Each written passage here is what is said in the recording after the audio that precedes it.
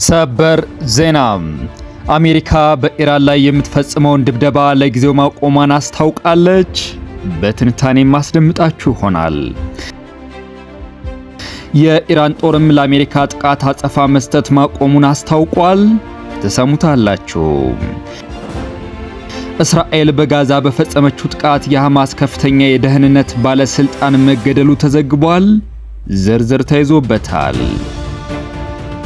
የሆርሙዝ ወሽመጥን በተመለከተ ከኦማን ጋር ፍሬያማ ውይይት መደረጉን ኢራን ገልጻለች። በትንታኔ ማቅረብላችሁ ይሆናል። ጤና ይስጥልኝ የተወደዳችሁና የተከበራችሁ የቻናሌ ቤተሰቦች፣ እስከ መጨረሻው ድረስ አብራችሁን ስትቆዩ እነዚህንና ሌሎችንም ሰበር መረጃዎች በትንታኔ የምትሰሙ ይሆናል። ቪዲዮ ላይክ፣ የዩቲዩብ ቻናሌን ሰብስክራይብ አድርጋችሁ የጀመራችሁ አብራችሁ እንድትቆዩ ጋብዛለሁ። አሁን ወደ ዝርዝር ዜናዎች አልፋለሁ። በቀዳሚነት አሜሪካ በኢራን ላይ የምትፈጽመውን ድብደባ ለጊዜው ማቆሟን አስታወቀች። የአሜሪካ ጦር ለሁለት ሳምንት ያህል ኢራን ላይ ድብደባ ሲፈጽም ከቆየ በኋላ ጥቃቱን ለጊዜው ማቆሙን ገልጿል። ሁለቱ ሀገራት ወደ ለየለት ጦርነት እንዳይገቡ የሚደረጉ ዲፕሎማሲያዊ ጥረቶች መቀጠላቸውም የቀጠናው ባለስልጣናት ለኤፒ ተናግረዋል። የአሜሪካ ጦር ጥቃቱን ለጊዜው ማቆሙን ቢያስታውቅም በኢራን የሚደገፉት ሁቲዎች ግን በቀይ ባህር ዳርቻ የሚገኘውን የሳዑዲ ነዳጅ ማከማቻ ማጥቃታቸውን አስታውቀዋል። ኢራን በበኩሏ ዩክሬን በካስፒያን ባህር ላይ የሚገኝ የኢራን መርከብን አጥቅታለች ስትል ወንጅላለች። የአሜሪካ ጦር ቅዳሜ ዕለት በኢራን ባህር ላይ የጣለው እገዳ ሙሉ በሙሉ ተግባራዊ ሆኖ ይቀጥላል ሲል አስታውቆ ለ13 ሌሊቶች ሲፈጽም የነበረውን ድብደባ ግን ማቆሙን ይፋ አድርገዋል። አንድ የአሜሪካ ከፍተኛ ባለስልጣን የአየር ድብደባው ስለመቆሙ ተጠይቀው ሲናገሩ ትራምፕ ምንጊዜም ዲፕሎማሲን እንደሚመርጡ ግልጽ አድርገዋል። ነገር ግን ኢራናውያን ወስነው ለድርድር ካልተቀመጡ ምን እንደሚጠብቃቸው አሳይተዋቸዋል በማለት ምላሽ ሰጥተዋል። ማክሰኞ ዕለት 5 ወር የሞላውን የአሜሪካና የኢራን ጦርነት በዘላቂነት ለማስቆም እድል ስለመኖሩ እስካሁን ድረስ ምንም ፍንጭ የለም። ፕሬዚደንት ዶናልድ ትራምፕ ተጨማሪ ድብደባዎች እስኪፈጸሙ የዛቱ ሲሆን ዲፕሎማቶች በበኩላቸው የሁለቱ ሀገራት ልዑካን ለንግግር እንዲቀመጡ ግፊት እያደረጉ መሆናቸውን ተናግረዋል። የእስራኤሉ ጠቅላይ ሚኒስትር ቤንያሚን ኔታንያሁ በሚቀጥለው ሳምንት ወደ ዋሽንግተን በመሄድ ከትራምፕ ጋር ለመነጋገር እቅድ እንዳላቸውም ታውቋል። እስራኤል የካቲት 21 ከአሜሪካ ጋር በመሆን ኢራን ላይ ወታደራዊ ዘመቻ ብትጀምርም ከቅርብ ጊዜ ወዲህ በሚካሄዱ የአየር ጥቃቶች ላይ መሳተፏ ግን አልተገለጸም። አንድ ስማቸው እንዳይገለጽ የጠየቁ የቀጠናው ባለስልጣን ሁለቱን ሀገራት ወደ ድርድር ጠረጴዛ ለማምጣት ጥረት እየተደረገ መሆኑን ለኤፒ ተናግረዋል።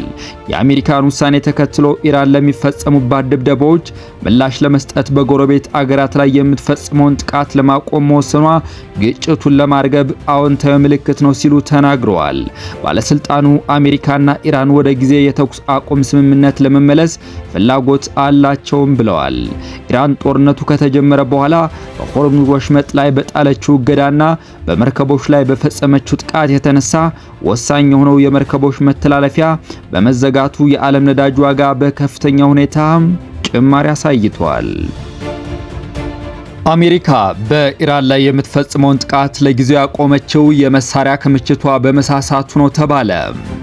አሜሪካና ኢራን ጦርነት ውስጥ ከገቡ 5 ወር ሊሞላው በተቃረበበት በአሁኑ ወቅት ቴህራን ሌሊቱን ያለምንም የመሳሪያ ድብደባ አሳልፋለች።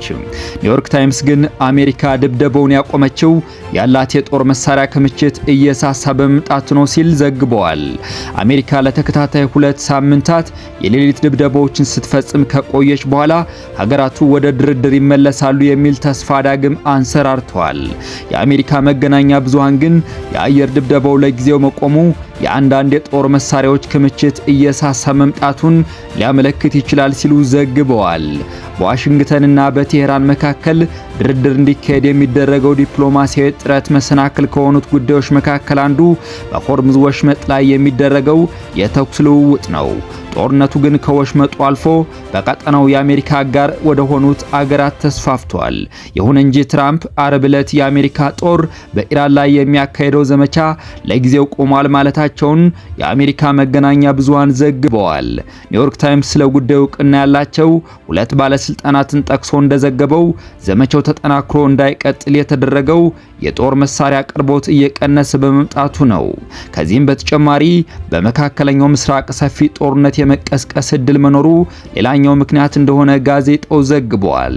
ሲኤንኤን ምክትል ፕሬዚደንቱ ጄዲ ቫንስ እና ከፍተኛ የአሜሪካ ጀነራል የሆኑት ዳን ኬን በዋይት ሃውስ አርብ ዕለት በነበራቸው ስብሰባ ላይ ጦርነቱ ወደ ሌሎች አገራት የመዛመት ስጋት መኖሩን መጥቀሳቸውን አትቷል።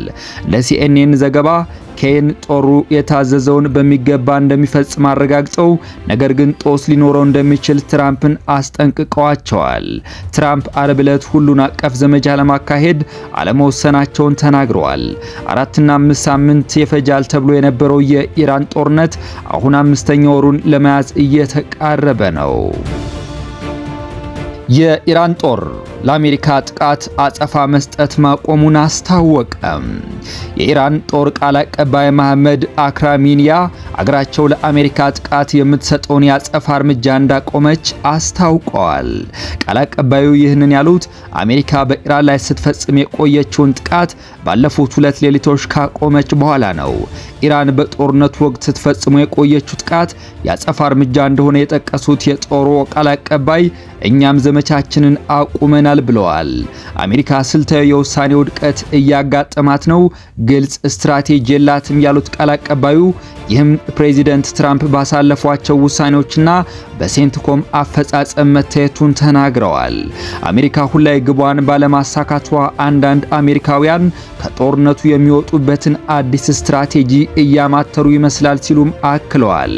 የእስራኤሉ ጠቅላይ ሚኒስትር ቤንያሚን ኔታንያሁ የሰኞ ዕለት የአሜሪካ ጉብኝት ውጤትም ወሳኝ እንደሆነ አክራሚኒያ አንስተዋል።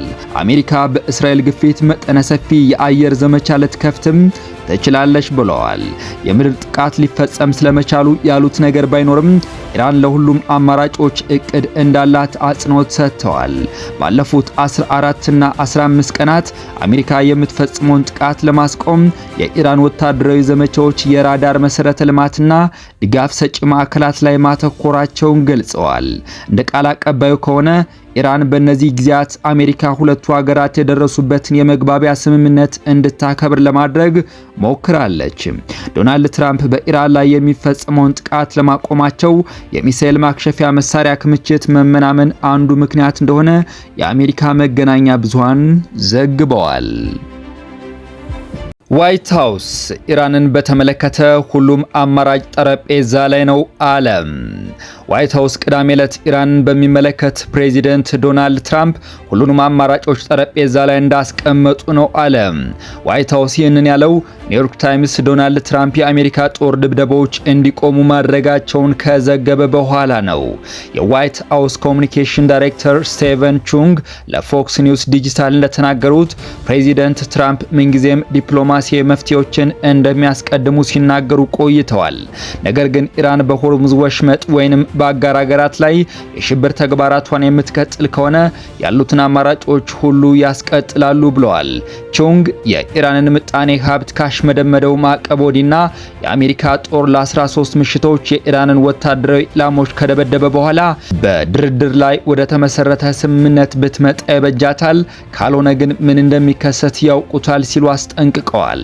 ይህ የኮሚኒኬሽን ኃላፊው አስተያየት የተሰማው ኒውዮርክ ታይምስ ዶናልድ ትራምፕ አማካሪዎቻቸው ግጭቱ ሊሰፋ ይችላል የሚል ስጋታቸውን ካቀረቡላቸው በኋላ ወታደራዊ ዘመቻው ለጊዜው እንዲቋረጥ ወስኗል ሲል ከዘገበ በኋላ ነው። የእስራኤል ሰፋሪዎች በዌስት ባንክ ግጭት ከተቀሰቀሰ በኋላ መስጊድ አቃጠሉ። የእስራኤል ሰፋሪዎች እሁድ ዕለት በወረራ በተያዘ ዌስት ባንክ በሚገኙ የፍልስጤም መንደሮች ላይ ጥቃት ከፈጸሙ በኋላ 2 መስጊዶችን ማቃጠላቸውንና በህንጻው ላይ የተለያዩ ጽሑፎችን መጻፋቸውን የፍልስጤም ባለስልጣናት ተናግረዋል። አርብ ዕለት በደቡባዊ ምዕራብ ናብሉስ የሚገኝ የፍልስጤም መንደርን የእስራኤል ሰፋሪዎች ከወረሩ በኋላ 4 ፍልስጤማውያንና 2 የእስራኤል ወታደሮች ተገድለዋል። በመንደሪቷ የሚኖሩ ፍልስጤማውያን ሰፋሪዎችን ለመከላከል መውጣታቸውን ባለስልጣናቱ ጨምረው ገልጸዋል። ከተባበሩት መንግስታት ድርጅትና ከፍልስጤም አስተዳደር በተገኙ መረጃዎች መሰረት በፍልስጤማውያን እና በእስራኤላውያን ሰፋሪዎች መካከል በተከሰተው የተኩስ ልውውጥ በዚህ ዓመት ብቻ በርካታ ፍልስጤማውያን ሲገደሉ በመቶዎች የሚቆጠሩ ደግሞ ቆስለዋል። በደቡባዊ ምስራቅ ናብሉስ የምትገኘው ቁስራ መንደር ምክር ቤት ኃላፊ አብደል አዚም ዋዲ ሰፋሪዎቹ በመንደሩ የተገነባውን አዲስ መስጊድ አቃጥለዋል ብለዋል። አክለውም በመስጊዱ ግንቦች ላይ በሂብሩ የተለያዩ መልእክቶች ያላቸውን ጽሑፎች መጻፋቸውን ተናግረዋል። መንደሩ እንደ አውሮፓውያን አቆጣጠር ከ2011 ጀምሮ ተደጋጋሚ ጥቃቶች የደረሱበት ሲሆን ጦርነቱ ከተጀመረ ወዲህም እነዚህ ጥቃቶች ጨምረዋል ሲሉ ለሮይተርስ በስልክ ተናግረዋል። የተባበሩት መንግስታት እንዲሁም በርካታ ሀገራት በወረራ በተያዘው ዌስት ባንክ የሚገኙ የእስራኤል ሰፋሪዎችን ህገወጥ አድርገው ይቆጥሯቸዋል። እስራኤል ግን ይህንን ውድቅ ታደርገዋለች። የሐማስ ታጣቂዎች እስራኤል ላይ በመስከረም 26 2016 ዓመተ ምህረት በድንገት ጥቃት ፈጽመው በርካቶችን ከገደሉና ካገቱ በኋላ እስራኤል በጋዛ ወታደራዊ ዘመቻ ከጀመረችበት ጊዜ አንስቶ በዌስት ባንክ በሚገኙ ፍልስጤማውያን ላይ በአይሁድ ሰፋሪዎች የሚፈጸሙ ጥቃቶች በከፍተኛ ሁኔታ ጨምረዋል። የእስራኤል ጦር በርካታ እስራኤላውያን ሰፋሪዎች ወደሚገኙበት ቁስራ ወታደሮችን ማሰማራቱንና ፍተሻ ማካሄዱን አስታውቋል። ከዚሁ ጋር በተያያዘ እስራኤል በጋዛ በፈጸመችው ጥቃት የሐማስ ከፍተኛ የደህንነት ባለስልጣን መገደሉ ተዘገበ። በጥቃቱ በማዕከላዊ ጋዛ የሚገኘው የደህንነት አገልግሎት ኃላፊ ኮሎኔል ዋኤል ኤል ሌዳዊና ሜጀር ራምዝ አቡ ዚራቅ ተገድለዋል። እስራኤል እሁድ ዕለት በጋዛ በፈጸመችው ጥቃት በሐማስ የሚመራው የፍልስጤም የአገር ውስጥ ደህንነት አገልግሎት ከፍተኛ ባለስልጣንና ረዳታቸው መገደላቸውን የሕክምና ምንጮችና ፖሊስ ገልጸዋል። ሮይተርስ የዜና ወኪል እንደዘገበው ባለስልጣናቱ ጥቃቱ የተፈጸመባቸው በማዕከላዊ ጋዛ ሰርጥ ዴል አል ባላ ከተማ በተሽከርካሪ እየተጓዙ በነበረበት ወቅት ነው። በጥቃቱ በማዕከላዊ ጋዛ የሚገኘው የደህንነት አገልግሎት ኃላፊ ኮሎኔል ዋኤል ኤል ሌዳዊና ሜጀር ራምዝ አቡ ዚራቅ ተገድለዋል። የእስራኤል ጦር ጥቃቱን የፈጸመው በሐማስ ታጣቂዎች ላይ እንደሆነ ከመግለጽ ውጭ የሰጠው ዝርዝር መረጃ የለም። እስራኤል ባለፉት ወራት ለእስራኤልና በጋዛ ለሚገኙ ኃይሎቿ ስጋት የደቀኑ የሐማስ ወታደራዊ ክንፍ አባላት ናቸው በሚል ከፍተኛ ባለስልጣናትን ጨምሮ በርካታ በሐማስ የሚመራው ፖሊስ ኃይል አባላትን ገድላለች። ሐማስ እስራኤል በፖሊስ ኃይልና በዋና መስሪያ ቤቱ ላይ የምትሰነዝረውን ጥቃት ትርምስ እና ስርዓት አልበኝነት ለመፍጠር እንዲሁም በአሜሪካ አሸማጋይነት ባለፈው ጥቅምት የተደረሰውን የተኩስ አቁም ስምምነት ለመጣስ የታሰበ ነው ብሏል። በመጨረሻም የሆርሙዝ ወሽመጥን በተመለከተ ከኦማን ጋር ፍሬያማ ውይይት መደረጉን ኢራን ገለጸች። የኢራንና የኦማን የውጭ ጉዳይ ሚኒስትሮች አርብና ቅዳሜ ዕለት የሆርሙዝ ወሽመጥ አስተዳደርን በተመለከተ ፍሬያማ ውይይት ማድረጋቸውን የኢራን የውጭ ጉዳይ ሚኒስቴር ቃል አቀባይ እስማኤል ባጋይ ገለጹ። ታስኒም የዜና ወኪል እንደዘገበው ሁለቱ ወገኖች የሁለቱን የባህር ዳርቻ ሀገራት ሉዓላዊነት ባከበረ መልኩ በሆርሙዝ ወሽመጥ ደህንነት የተጠበቀ የመርከቦች እንቅስቃሴ እንዲኖር ለማድረግ ባሉ መርሆችና የትግበራ ዘዴዎች ላይ ተወያይተዋል። ባጋይ ውይይቱ ጠቃሚ እንደሆነና ውጤታማ እንደሆነ ጠቅሰው በሁለቱ ሀገራት መካከል ቴክኒካዊና ፖለቲካዊ ምክክሮች እየተደረጉ መሆናቸውን ገልጸዋል። ሆኖም በወሽመጡ በኩል ያለው እንቅስቃሴ ላይ ለውጥ እንደሌለ ተናግረዋል። ይህ የተሰማው አሜሪካ በኢራን ላይ የምትፈጽመውን ጥቃት ማቆሟንና ኢራንም የምትሰጠውን የአጸፋ ጥቃት ማቆሟን ካስታወቁ በኋላ ነው። አምስተኛ ወሩን ሊደፍን የተቃረበው የአሜሪካና የኢራን ጦርነት 20 በመቶ የዓለም ነዳጅ የሚተላለፍበትን የሆርሙዝ ወሽመጥ እንቅስቃሴ ያስተጓጎለ ሲሆን የነዳጅ ዋጋ እንዲዋዥቅና እንዲያሻቅብም አድርጓል። የተወደዳችሁ የዩቲዩብ ቻናል ቤተሰቦች ለዕለቱ ያስኳቸው ዓለም አቀፋዊ የጂኦፖለቲካዊ ሰበር መረጃዎችን በዚሁ አጠናቀቁ። ቪዲዮ ላይክ፣ የዩቲዩብ ቻናሌን ሰብስክራይብ እያደረጋችሁ የሚዲያው አጋር ይሁኑ ያልኩ ጠይቃለሁ። ሰላም እንድትቆዩ ተመኘው።